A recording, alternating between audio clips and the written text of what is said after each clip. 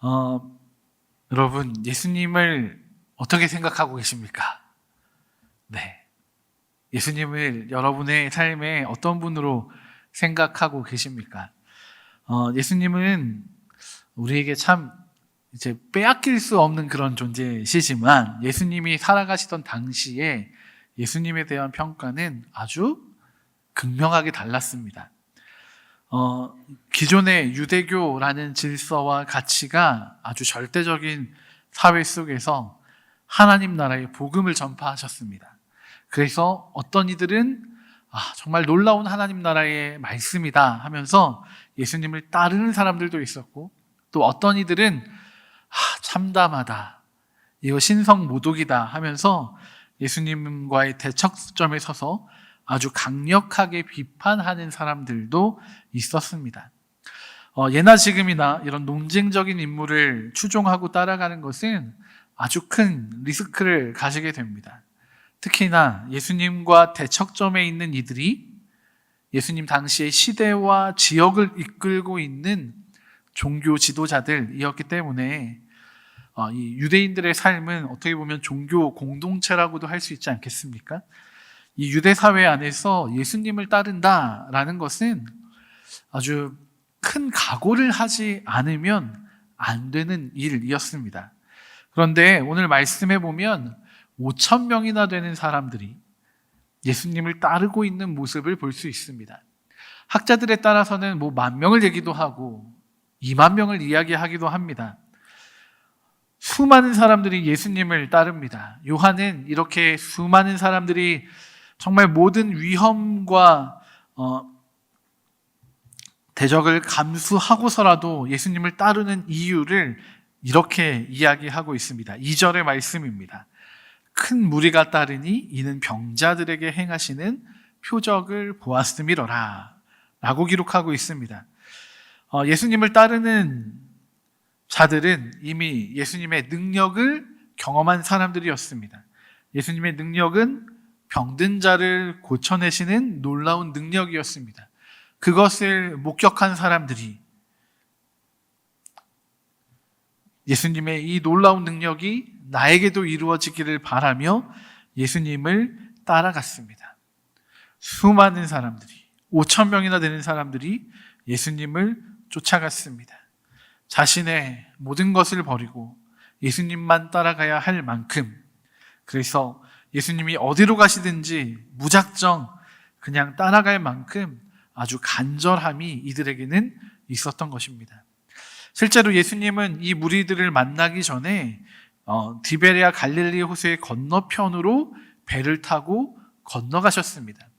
갈릴리 호수는 둘레가 한 50km 정도 되는 아주 큰 호수입니다.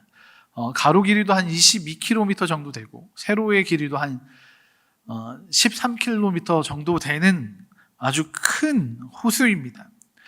그런데 그럼에도 불구하고 사람들이 따라왔습니다.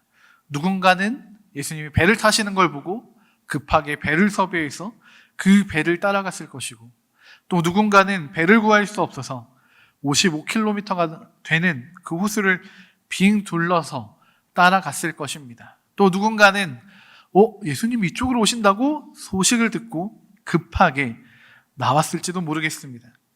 그런데 그렇게 예수님이 험난하게 이 갈릴리 호수만을 건너오신 것이냐? 거기서 끝이 아닙니다.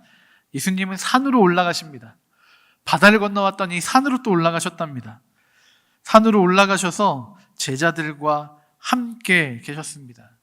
그런데도 이 무리들은 그 산에 따라 올라가는 수고도 마다하지 않았습니다. 예수님을 그렇게 정말 간절하게 따라갑니다. 예수님을 통해서 회복을 얻기 원했고, 그 치유의 능력, 회복의 능력을 경험하기 원했던 것입니다. 이것은 단지 단순한 기대가 아닙니다. 간절한 기대이고 간절한 소망입니다.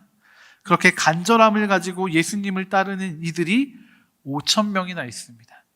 이런 무리들을 배경에 두고 요한은 이렇게 말씀을 이어갑니다. 3절과 4절의 말씀입니다. 예수께서 산에 오르사 제자들과 함께 거기 앉으시니 마침 유대인의 명절인 유월절이 가까운지라. 어떤 학자들은 이 말씀을 출애굽의 이야기와도 연결시킵니다. 모세가 산에 올라가서 하나님의 그 약속의 율법을 받아왔던 것처럼 예수님께서도 그 하나님 나라의 일을 위하여 이 산에 올라가셨다는 것입니다. 그리고 출애굽이 일어난 것을 기념하는 이 유월절의 시기를 이야기함으로써 이 무리들에게 하나님 나라의 구원이 베풀어지게 될 것을 이야기하는 것입니다. 사람들이 생각했던 예수님의 능력이 있고 또 예수님이 이루어 가시고자 하는 하나님 나라의 일이 있습니다. 이것이 늘 함께 가는 것은 아니라는 것을 보여줍니다. 우리의 의도와 우리의 뜻, 우리의 생각을 가지고 예수님을 정말 간절하게 따라갈 수 있다는 것입니다.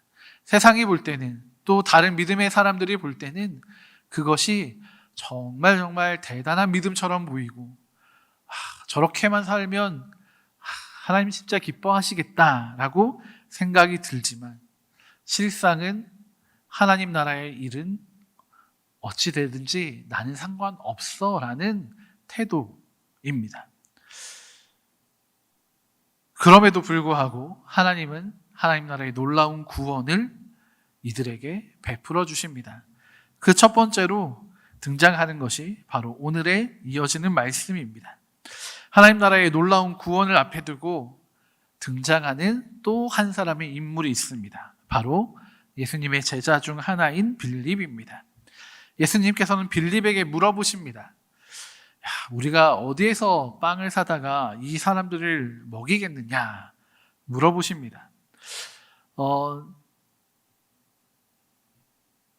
이어져 오던 말씀을 이렇게 생각해 보면 그렇게 간절하게 예수님을 따라오는 사람들, 또 그들을 향한 예수님의 첫 마디가 아주 하나님 나라의 구원이 베풀어지고 하나님 나라가 임하고 하나님의 놀라운 역사가 일어날 것처럼 보이는 바로 그런 타이밍인데, 오히려 예수님은 이 무리들이 처한 현실적인 문제를 다루시려는 것처럼 보입니다.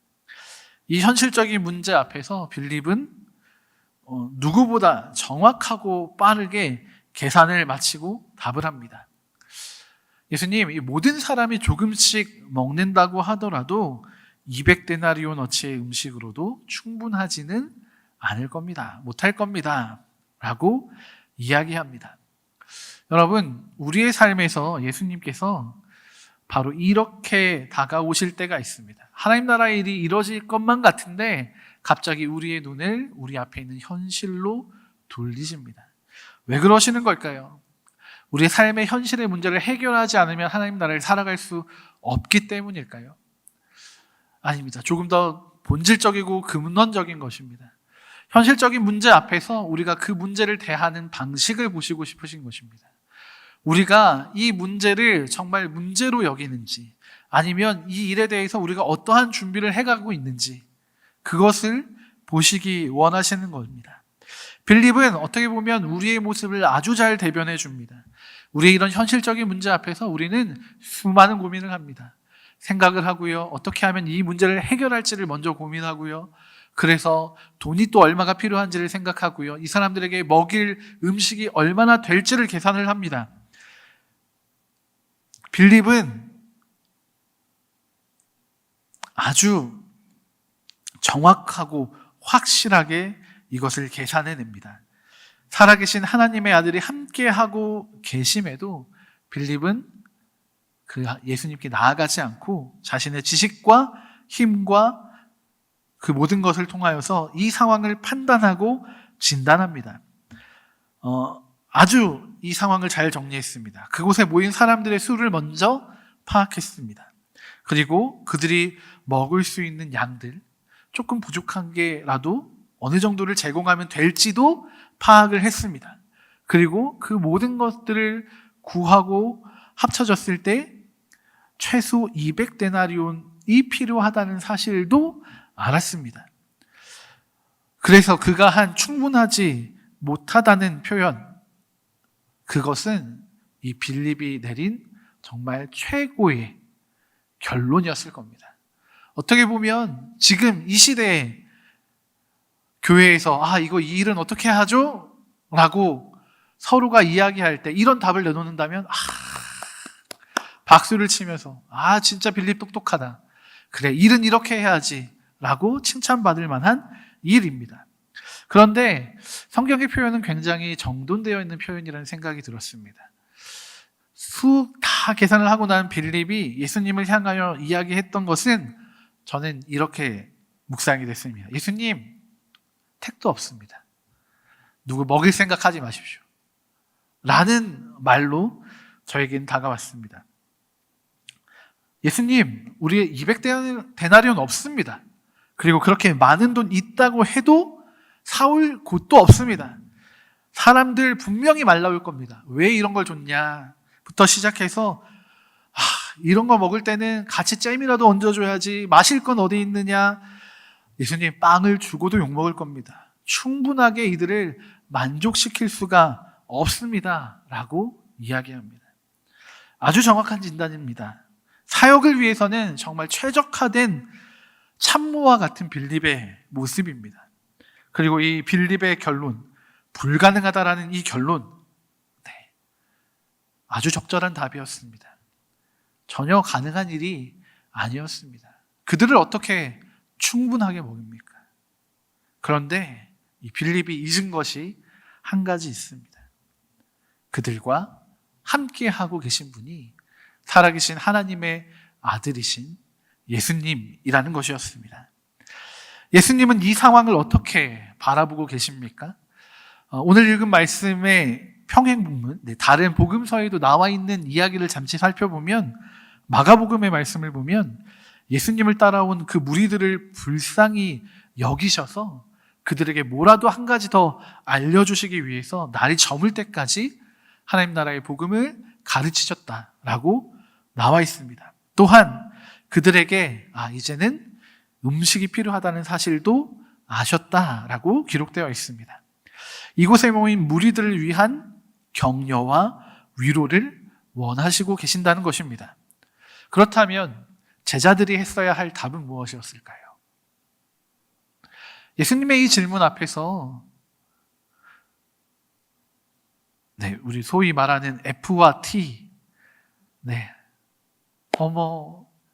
사람들이 배고플 것 같아요, 주님. 우리도 먹을 걸 줘요. 라고 해야 했을지, 아니면 빌립처럼 예수님, 이건 이렇게 해서 안 됩니다. 라는 답을 해야 할지 고민이 됩니다.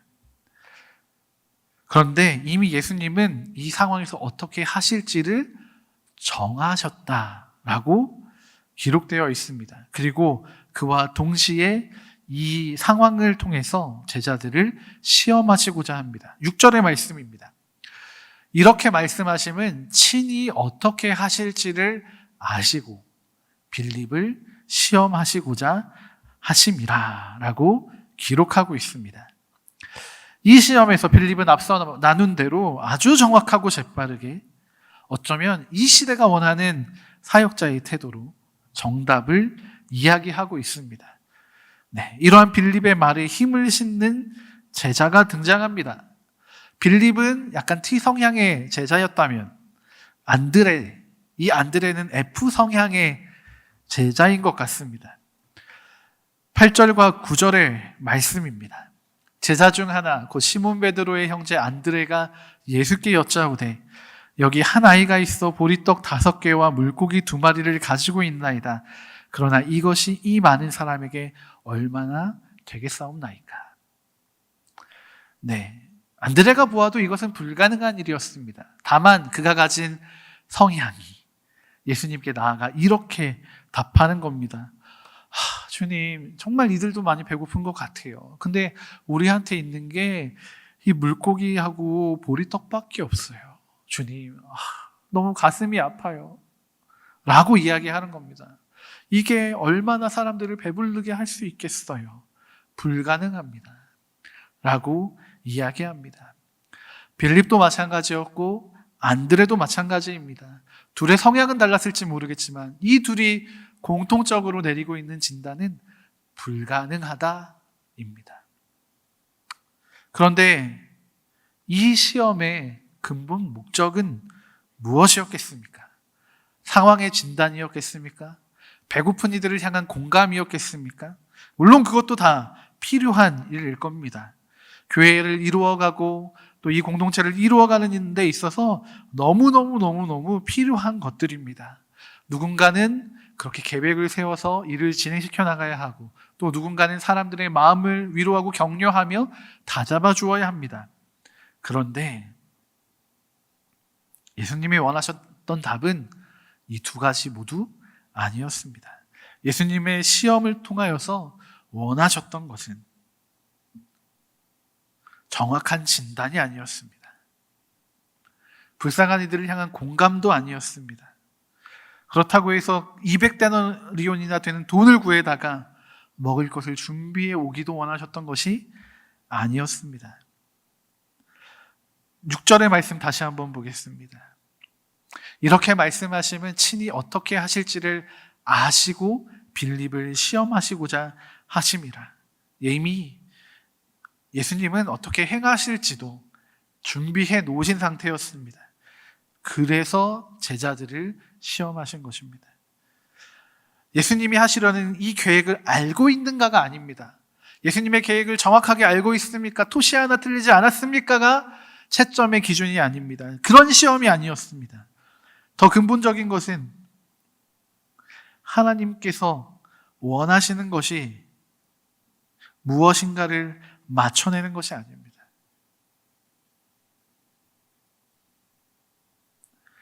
예수님께 어떤 계획과 어떤 뜻이 있는가?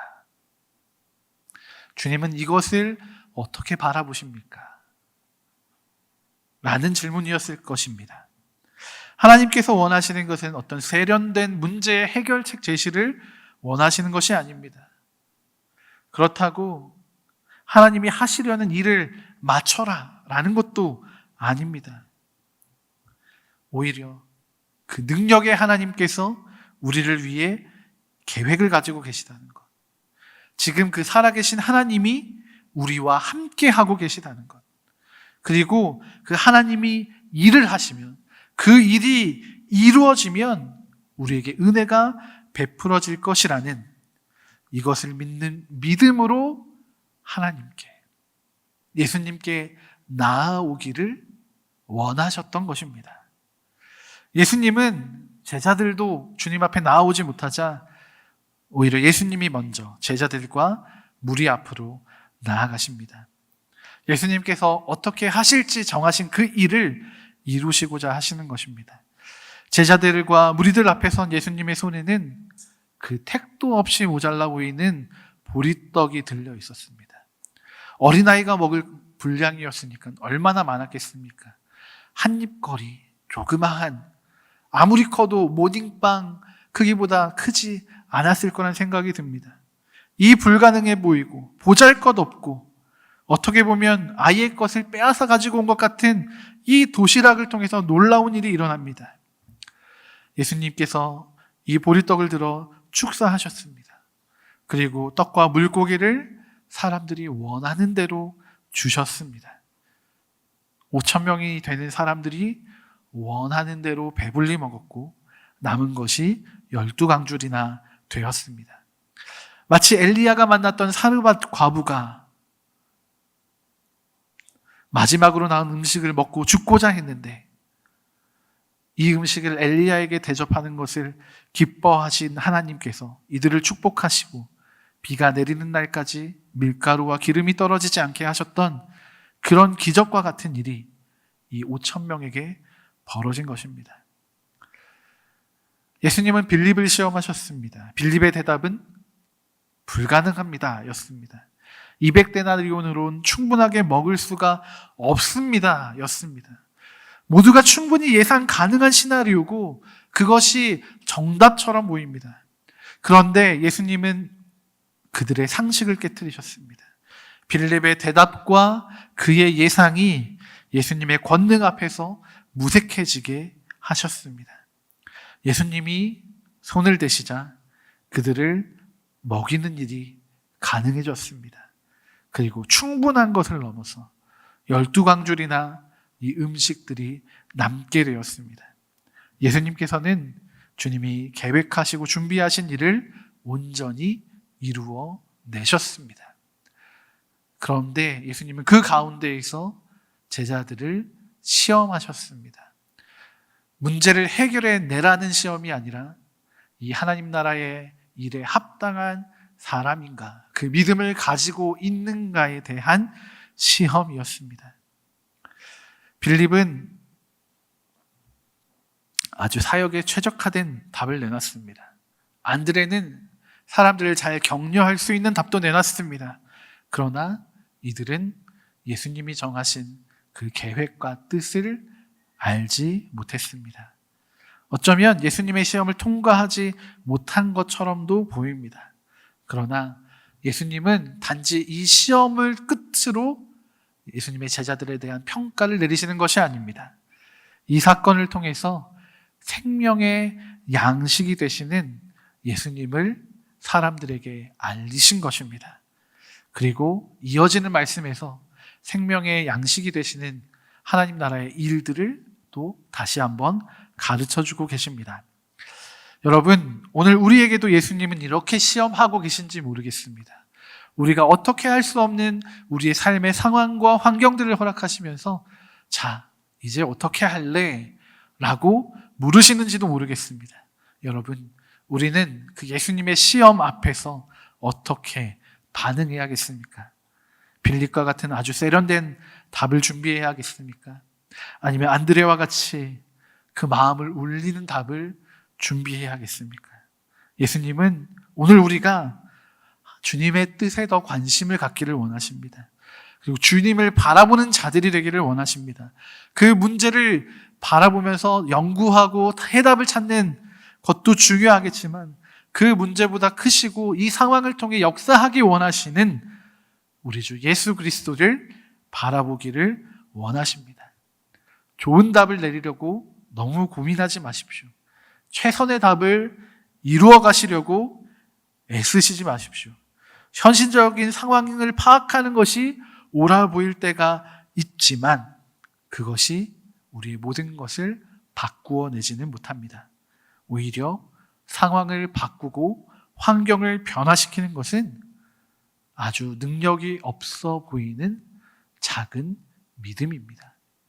이 믿음이 오히려 더 실제적인 하나님의 역사를 이루어내는 능력이 됩니다.